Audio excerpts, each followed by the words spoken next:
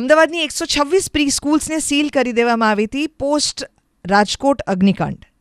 હાઈકોર્ટે એવું કીધું છે કે તમારે ઇમિડિયેટલી આ બધી જ જગ્યાઓના સર્વે કરીને એના ચેક્સ લેવા. મ્યુનિસિપલ કોર્પોરેશને નક્કી કર્યું એમને સીલ કરવાનું, કારણ કે એમને ક્યાંક ને ક્યાંક એવું લાગ્યું કે અમુક વસ્તુઓ મિસિંગ છે. શું મિસિંગ છે એમને લાગ્યું, એના વિશેની વાત આપણે મ્યુનિસિપલ કોર્પોરેશન સાથે તો કરી, પણ સાથે સાથે આ પ્રી સ્કૂલ્સવાળાઓનો જવાબ એના વિશેનો શું છે એ તમને સંભળાવી રહીશું આજે રેડ એફએમ મોર્નિંગ નંબર 1 પર. દેવકીનું red mic super hits 93.5 red FM પર આપ क्या बताओगे? જેવી દેવકી વાત કરું છું, બોલો. તમે ગઈકાલે મારી સાથે વાત કરવા માંગતા હતા.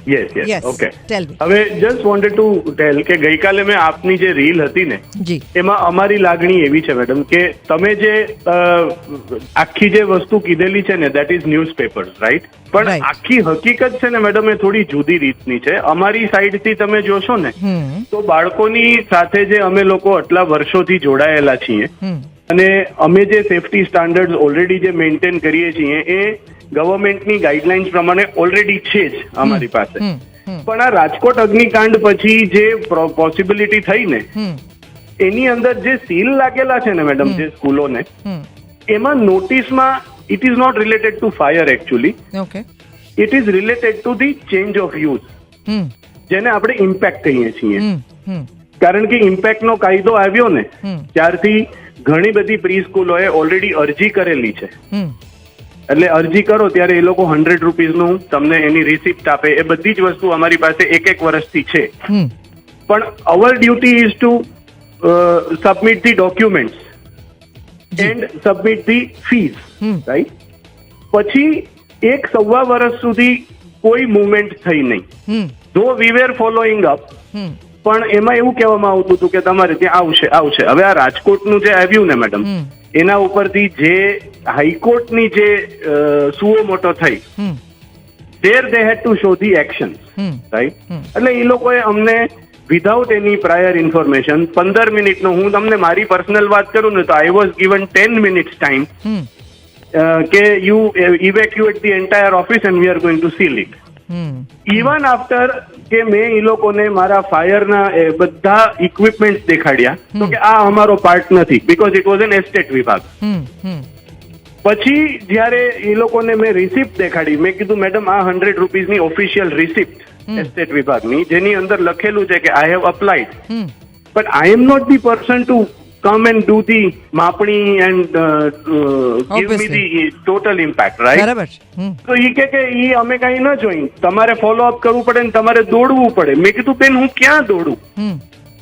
આજે એક કોમન માણસ, એક નાનો માણસ, જે તમે ગાઈડલાઈન આપી હતી એ પ્રમાણે અમે એપ્લાય કરી દીધું છે, પછી અમારે દોડવું ક્યાં એની કોઈ અમને ગાઈડલાઈન જ નથી આપી. તમે કે તમારે આ વ્યક્તિને ફોલો અપ કરવાનો, અહીંયા જવાનું.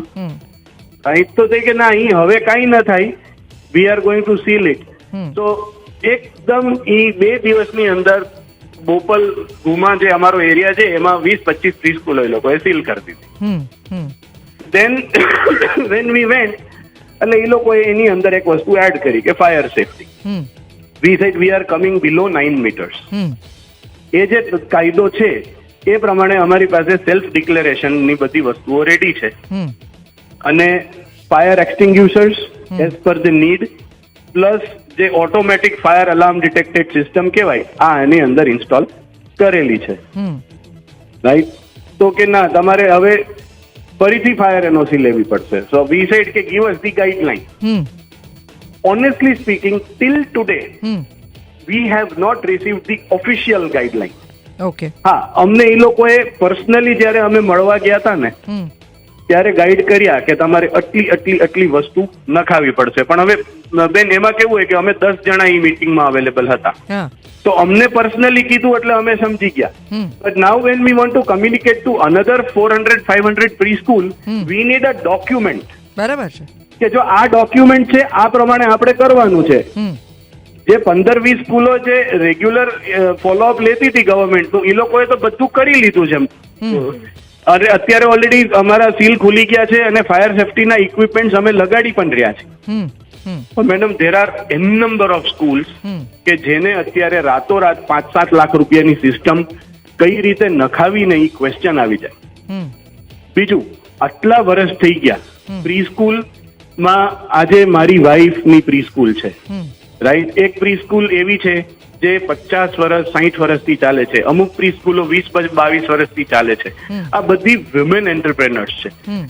ઇન્ડિપેન્ડન્સ પછી આજ સુધી ગવર્મેન્ટે પ્રી સ્કૂલિંગને ક્યાંય રેકગ્નિશન આપ્યું નથી. બધા વિમેન એન્ટરપ્રેનર્સે પેલા ઘોડિયા ઘર ચાલુ કર્યા, પછી મોન્ટેસરી ચાલુ કરી, ધીરે ધીરે શીખતા ગયા અને ધીરે ધીરે ઇમ્પ્લિમેન્ટેશન થતું ગયું, રાઈટ. રાતોરાત આટલી વિમેન, કારણ કે પ્રી સ્કૂલમાં તો સ્ટાફ પણ વિમેન જ હોવાનો છે, રાઈટ. આ બધા જ વિમેન એન્ટરપ્રેનર્સે, વિમેન્સે બધાએ જે આખું સેક્ટર ઊભું કર્યું એને તમે અત્યાર સુધી ક્યાંય રેકગ્નાઇઝ કર્યું નથી.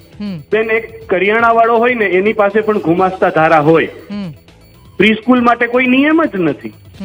અને GDCR એમ કે છે ગવર્મેન્ટનો કે તમે કાયદેસર રેસિડેન્શિયલ એરિયાની અંદર ડ્વેલિંગ 2 અને ડ્વેલિંગ 3 ની અંદર you can run a pre school. So now when you are asking કે એ આખી વસ્તુને તમે એજ્યુકેશન BU કરાવી દો, right. So there are rented premises, owners ready થવા જોઈએ.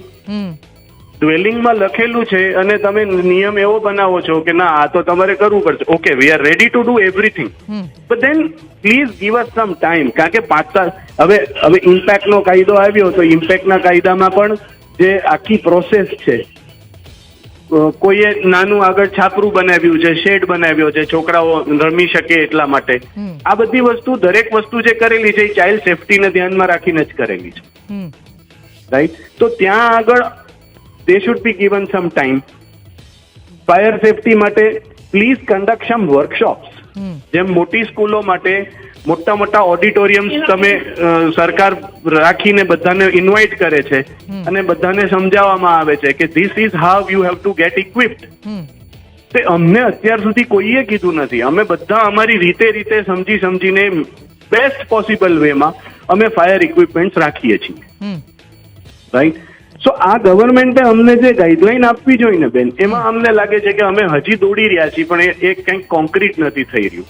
કોઈ પણ આવા સેફટીના મોટા મેજર્સ લેવા હોય તો એના માટે થઈને સરકારે મેક શ્યોર કરવું પડશે કે એમની પાસે ક્લિયર ગાઈડલાઈન હોય કે જે પોતાના મ્યુનિસિપલ ડિપાર્ટમેન્ટને આપી શકે. મ્યુનિસિપલ ડિપાર્ટમેન્ટ જે છે આ પ્રી સ્કૂલ્સને આપી શકે.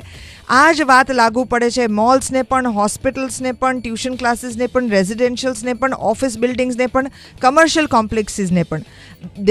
દરેક પબ્લિક પ્લેસીસની અંદર એક તમારી પાસે ક્લિયર ગાઈડલાઈન હોવી જોઈશે કે જે સેફટીના મેજર્સમાં ગણાય. અને તો પણ જો અકસ્માત થાય તો એ તો છેવટે અકસ્માત છે. આપણે અત્યારે જે પ્રિકોશન લઈ રહ્યા છીએ એ કોઈ પણ અકસ્માત ન થાય અથવા તો થાય તો એ વખતે કેવી રીતે વધુમાં વધુ લોકોને આપણે ઇમિડિયેટલી બચાવી શકીએ એના માટેના પ્રિકોશન્સ છે.